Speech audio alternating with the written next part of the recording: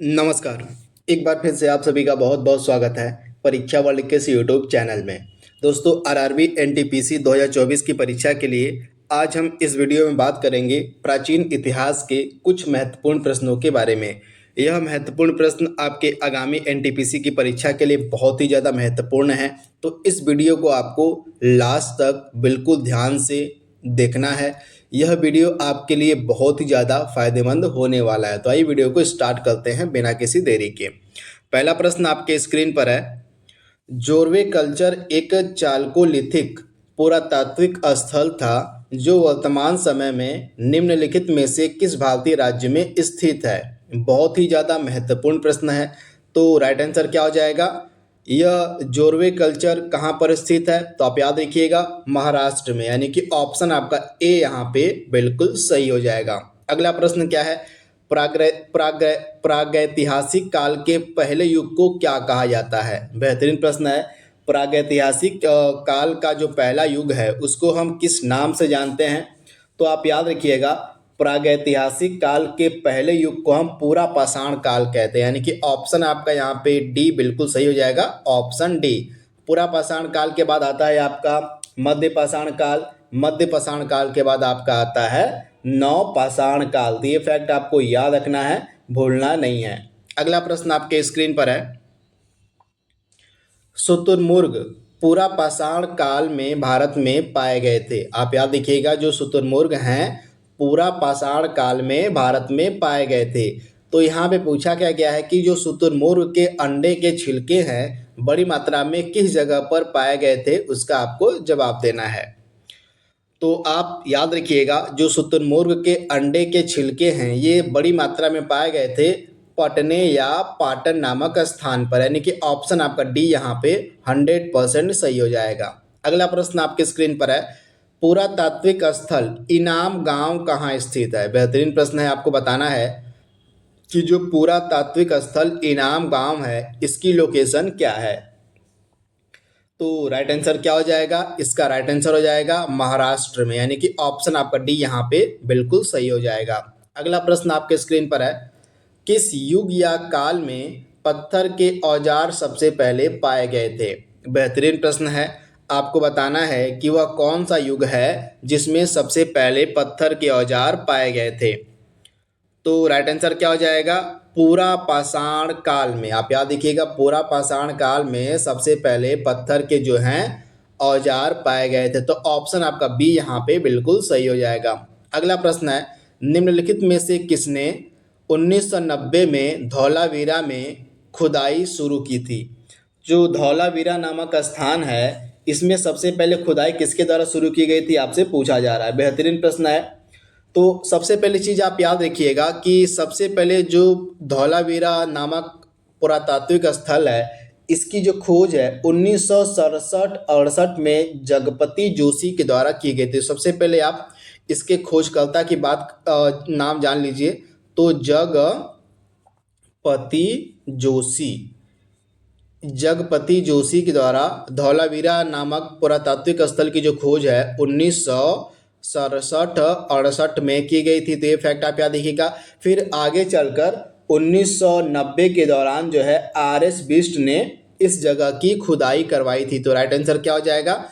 RS. Bisht ने जो है इसकी खुदाई करवाई थी, लेकिन इसकी खोज की गई थी 1967-68 के दौरान जगपति जोशी के द्वारा। तो ये फैक्ट आप याद रखिएगा।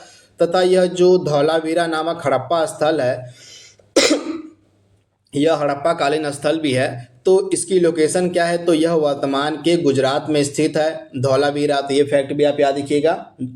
गुजरात के कच्छ जिले में, आप याद रखिएगा, गुजरात का जो कच्छ जिला है यहीं पे यह धौलावीरा आपको देखने को मिलेगा। इसके अलावा हाल ही में इसको जो है धौलावीरा को यूनेस्को वर्ल्ड हेरिटेज साइट भी घोषित किया गया था। ये फैक्ट भी आप याद रखिएगा। हाल ही में धौलावीरा को यूनेस्को वर्ल्ड हेरिटेज साइट घोषित किया गया था। यह भारत का जो है 40वां वर्ल्ड हेरिटेज साइट बना था। तो ये सारे फैक्ट आपको याद रखने हैं धौलावीरा के बारे में। अगला प्रश्न आपके स्क्रीन पर है। सिंधु घाटी सभ्यता में जो डांसिंग गर्ल या नर्तकी की मूर्ति मिली है यह किसकी बनी थी आपसे पूछा गया है। तो राइट आंसर क्या हो जाएगा? सिंधु घाटी सभ्यता की जो नर्तकी की मूर्ति है या डांसिंग गर्ल की मूर्ति है, यह कांस्य या ब्रॉन्ज की बनी थी, यानी कि ऑप्शन आपका यहाँ पे बी जो है बिल्कुल सही हो जाएगा। यह जो मूर्ति थी कांस्य की बनी थी। अगला प्रश्न है, जैन दर्शन के अनुसार जीन शब्दों का अर्थ क्या है? जैन शब्द में जो जीन शब्द जैन दर्शन में जो जीन शब्दों का प्रयोग किया गया है, इसका मतलब पूछा गया है कि क्या होता है। तो जीन शब्द का मतलब होता है विजेता, यानी कि ऑप्शन आपका बी यहाँ पे 100% सही हो जाएगा, विजेता। अगला प्रश्न आपके स्क्रीन पर है, जैन धर्म के पहले तीर्थंकर कौन माने जाते हैं?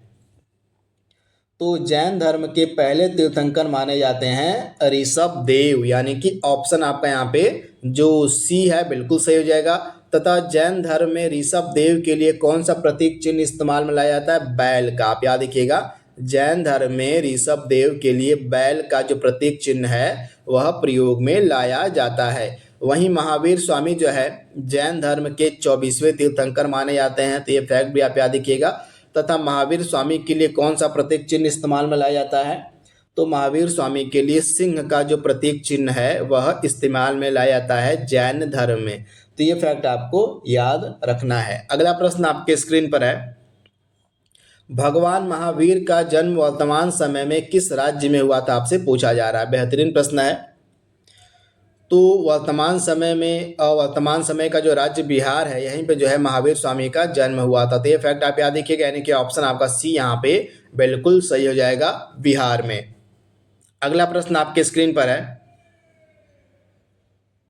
तो ये भी जान लीजिए कि इनका जन्म कहाँ पर हुआ था। तो आप याद रखिएगा, वैशाली के कुंड ग्राम में। वैशाली नामक स्थान था, यहीं पे एक जगह थी जिसका नाम था कुंड ग्राम। तो यहीं पे जो है भगवान महावीर का जन्म हुआ था। तो ये फैक्ट आपको याद रखना है, इंपॉर्टेंट है। अगला प्रश्न आपके स्क्रीन पर है, भारत के किस भाग में जैन धर्म का दिलवाड़ा मंदिर स्थित है?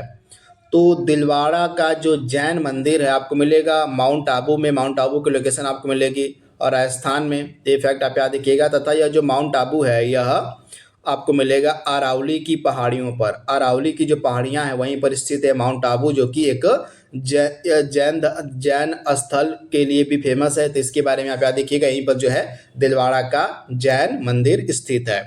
प्राचीन काल में बौद्ध काल के दौरान कपिलवस्तु का शासक कौन था?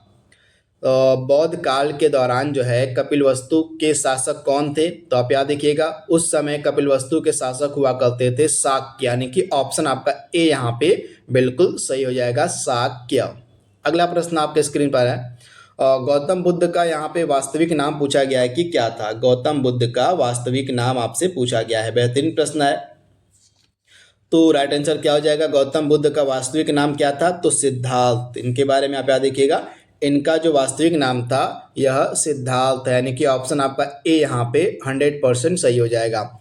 निम्नलिखित में से किस राजा ने प्राचीन भारत में मौर्य साम्राज्य की स्थापना की थी? बेहतरीन प्रश्न है। तो मौर्य साम्राज्य की जो स्थापना है यह किसके द्वारा की गई थी? तो राइट आंसर हो जाएगा आपका चंद्रगुप्त के द्वारा, यानी कि ऑप्शन आपका ए यहाँ पे बिल्कुल सही हो जाएगा। अगला प्रश्न आपके स्क्रीन पर है, चंद्रगुप्त मौर्य किसके प्रबल अनुयायी थे?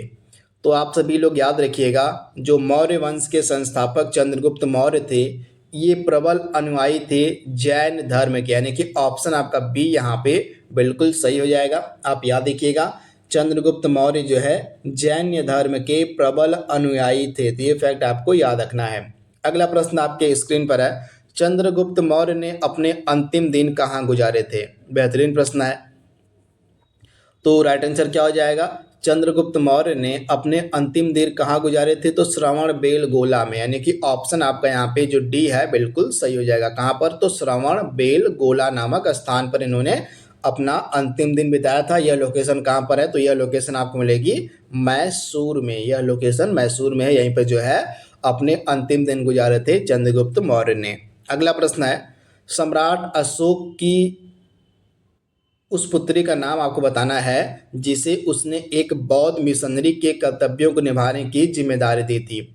तो राइट आंसर क्या हो जाएगा? सम्राट अशोक की पुत्री का नाम था संघमित्रा और संघमित्रा को ही सम्राट अशोक ने बौद्ध मिशनरी के कर्तव्यों को निभाने की जिम्मेदारी दी थी, यानी कि ऑप्शन आपका सी यहाँ पे 100% सही हो जाएगा, संघमित्रा। बिंदुसार के पुत्र का क्या नाम था? बेहतरीन प्रश्न है। बिंदुसार का बेटा यानी कि पुत्र कौन था? तो राइट आंसर क्या हो जाएगा? अशोक जो है बिंदुसार का पुत्र था, यानी कि ऑप्शन ए आपका यहाँ पे 100% सही हो जाएगा। इसके बारे में आपको याद रखना है कि अशोक के पिता का क्या नाम था। तो अशोक के पिता का नाम था बिंदुसार, और यह बिंदुसार जो था यह मौर्य वंश का दूसरा शासक था। आप याद देखिएगा, मौर्य वंश का जो दूसरा शासक था यह बिंदुसार था। तो ये फैक्ट आप याद देखिएगा, तथा बिंदुसार का ही बेटा अशोक था। अगला प्रश्न आपके स्क्रीन पर है, मौर्य वंश के तत्काल बाद किस वंश ने आकर मगध पर शासन किया था? बेहतरीन प्रश्न है, एग्जाम ओरिएंटेड प्रश्न है। तो राइट आंसर क्या हो जाएगा? तो शुंग वंश। आप याद रखिएगा, मौर्य वंश के तत्काल बाद जो है शुंग वंश ने शासन किया था। तो आप याद रखिएगा, मौर्य वंश का जो अंतिम शासक था वह था बृहद्रथ। इसी बृहद्रथ की हत्या कर जो पुष्यमित्र शुंग था, पुष्य मित्र शुंग, इसी ने जो है शुंग वंश की स्थापना की थी। तो ये फैक्ट आपको याद रखना है। अगला प्रश्न है, मौर्य वंश का अंतिम शासक कौन था? तो मैंने आपको अभी अभी बताया है कि मौर्य वंश का अंतिम शासक था बृहद्रथ, यानी कि ऑप्शन आपका यहाँ पे जो बी है 100% सही हो जाएगा। अगला प्रश्न आपके स्क्रीन पर है, यजुर्वेद के कितने पार्ट हैं या कितने भाग हैं आपको बताना है। बेहतरीन प्रश्न है। यजुर्वेद जो हमारा एक वेद है, इसके कितने पार्ट हैं, कितने भाग हैं? तो राइट आंसर क्या हो जाएगा? यजुर्वेद के 2 भाग हैं। आप याद देखिएगा, यजुर्वेद के 2 भाग, ये 2 भाग कौन कौन से हैं? एक आपका हो जाएगा शुक्ल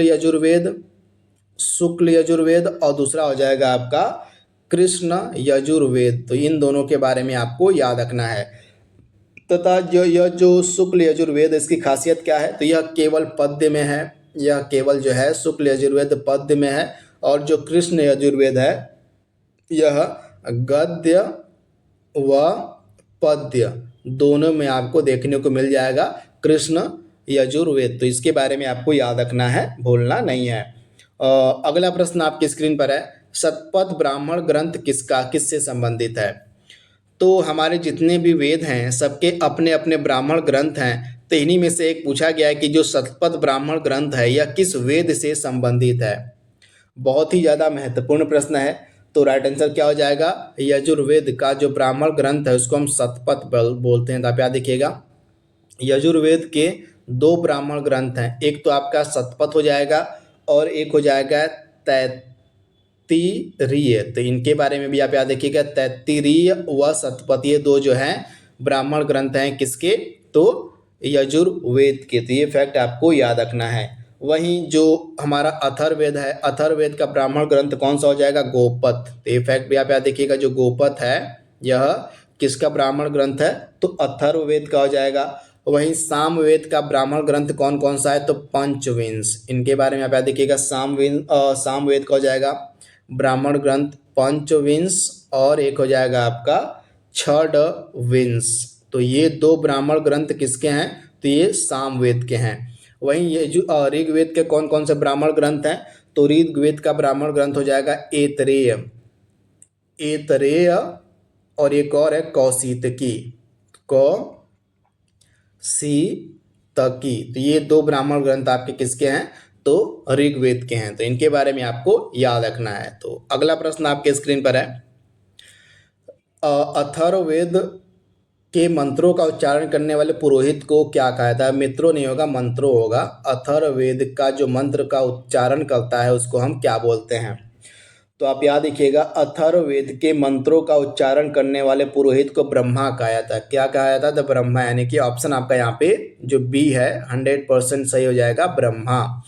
हाथी गुम्बा अभिलेख का जो संबंध है निम्नलिखित में से किस शासक से है? हाथी गुम्बा अभिलेख का संबंध किस शासक से है? बेहतरीन प्रश्न है। तो राइट आंसर क्या हो जाएगा?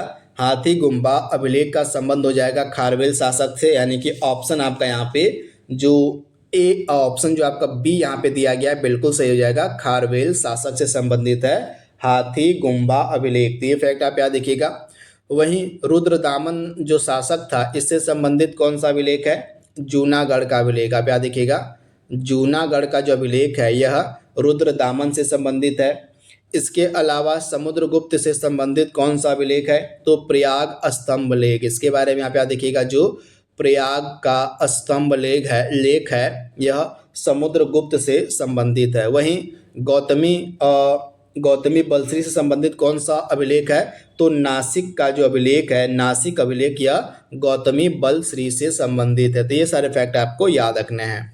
अगला प्रश्न आपके स्क्रीन पर है, प्रयाग स्तंभ लेख का संबंध किससे है? तो मैंने आपको अभी अभी बताया है कि जो प्रयाग स्तंभ लेख है यह समुद्रगुप्त से संबंधित है। इसी प्रयाग स्तंभ लेख में जो है समुद्रगुप्त के विजयों और नीतियों का पूरा विवरण दिया गया। तो ये फैक्ट आप याद रखिएगा।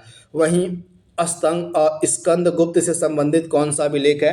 तो भीतरी स्तंभ लेख। आप याद रखिएगा, जो भीतरी स्तंभ लेख है इसका संबंध हो जाएगा स्कंदगुप्त से। तो ये फैक्ट आप याद रखिएगा, इंपॉर्टेंट है। वहीं पुलकेशिन द्वितीय से संबंधित कौन सा स्तंभ लेख है? तो एहोल का जो स्तंभ लेख है यह पुलकेशिन द्वितीय से संबंधित है। तो ये सारे फैक्ट आपको याद रखने हैं। कृषि कार्य जो है किस काल में प्रारंभ हुआ था, आपसे पूछा जा रहा है। कृषि कार्य किस काल में प्रारंभ हुआ था? तो आप याद रखिएगा, कृषि कार्य जो है नवपाषाण काल में प्रारंभ हुआ था। यानी कि ऑप्शन आपका यहाँ पे जो सी है 100% सही हो जाएगा, नवपाषाण काल में। अगला प्रश्न आपके स्क्रीन पर है,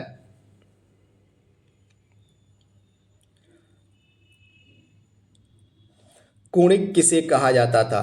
कुणिक यह किसे कहा जाता था, आपसे पूछा गया है। बेहतरीन प्रश्न है, एग्जाम ओरिएंटेड प्रश्न है। तो राइट आंसर क्या हो जाएगा?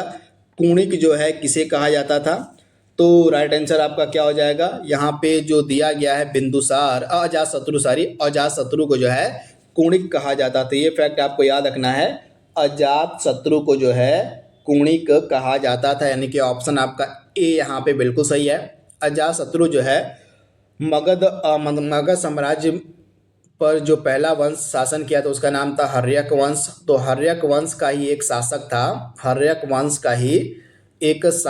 था अजातशत्रु। इसी अजातशत्रु को ही कुणिक कहा जाता था। फैक्ट आप याद रखिएगा। वहीं हर्यक वंश की जो स्थापना है किसके द्वारा की गई थी? तो इसका जो प्रथम शासक था वह बिंबिसार था। बिंबिसार के द्वारा ही हर्यक वंश की स्थापना करी गई थी। तो ये फैक्ट आप याद रखिएगा। तो जो हर्यक वंश था यह मगध साम्राज्य का पहला वंश था। तो ये फैक्ट आप याद रखिएगा, जिसकी स्थापना बिंबिसार के द्वारा की गई थी। और इसी हर्यक वंश का ही एक शासक था अजातशत्रु, जिसको हम कुणिक के नाम से भी जानते हैं। तो ये सारे फैक्ट आपको याद रखने हैं। मगध महाजनपद की राजधानी पूछी गई है कि क्या थी? इंपॉर्टेंट है। मगध महाजनपद, आपको पता होगा कि प्राचीन काल में महाजनपद जो काल हुआ करते तो उसमें जो है हमारे 16 महाजनपदों का जिक्र है। 16 महाजनपद थे। तो ये फैक्ट आप याद रखिएगा। तो इन्हीं में से आपको बताना है कि जो मगध महाजनपद था इसकी राजधानी क्या थी। बेहतरीन प्रश्न है। तो मगध महाजनपद की राजधानी क्या थी? राजगृह, या इसको हम बोलते हैं गिरिब्रज। तो इसके बारे में आप याद रखिएगा, राजगृह को जो है उस समय गिरिव्रज के नाम से भी जाना जाता था। तो यह जो है किसकी राजधानी थी? तो मगध साम्राज्य की, मगध महाजनपद की राजधानी थी। तो ये फैक्ट आप याद रखिएगा। वहीं वाराणसी किसकी राजधानी? तो काशी महाजनपद की, काशी महाजनपद की जो राजधानी थी वह वाराणसी थी। वहीं श्रावस्ती किसकी राजधानी थी? तो श्रावस्ती जो है कोसल महाजनपद की राजधानी थी। जो कोसल महाजनपद था उसकी राजधानी थी श्रावस्ती। तो ये फैक्ट भी आपको याद रखना है। वहीं चंपा किसकी राजधानी थी? तो आप याद रखिएगा, चंपा जो है अंग महाजनपद की राजधानी थी। आप याद रखिएगा, चंपा जो है अंग महाजनपद की राजधानी थी। अगला प्रश्न आपके स्क्रीन पर है, सिमुक के द्वारा निम्न में से किस वंश की स्थापना की गई थी? सिमुक के द्वारा किस वंश की स्थापना की गई थी? बेहतरीन प्रश्न है, एग्जाम ओरिएंटेड प्रश्न है। तो राइट आंसर क्या हो जाएगा? सिमुक के द्वारा जो है किस वंश की स्थापना करी गई थी? तो सातवाहन। आप याद रखिएगा, सातवाहन वंश की जो स्थापना थी यह करी गई थी सिमुक के द्वारा, यानी कि ऑप्शन आपका यहाँ पे जो बी है 100% सही हो जाएगा। आज के सेशन का लास्ट प्रश्न आपके स्क्रीन पर है, मौर्य काल में फौजदारी न्यायालय को क्या कहा जाता था? मौर्य काल में फौजदारी जो न्यायालय हुआ करते थे उनको क्या कहा जाता था? तो आप याद रखिएगा, उनको जो है कंटक शोधन कहा जाता था। क्या? तो कंटक शोधन कहा जाता था फौजदारी न्यायालयों को। तो ये फैक्ट आप याद रखिएगा। वहीं धर्मस्थीय जो है दीवानी न्यायालयों को कहा जाता था। जो दीवानी न्यायालय थे, दीवानी न्यायालय, इनको जो है धर्मस्थीय कहा जाता था, वहीं फौजदारी न्यायालय को कंटक शोधन कहा जाता था। तो इस प्रकार से प्राचीन भारत के इतिहास के हमने 30 प्रश्नों को कवर कर लिया है, जो आपके आरआरबी एनटीपीसी के परीक्षा के लिए महत्वपूर्ण हो सकते हैं। तो आज के लिए बस इतना ही। इसका अगला भाग हम जल्दी अपलोड करेंगे। तब तक के लिए thank you. Thanks for watching. Thank you.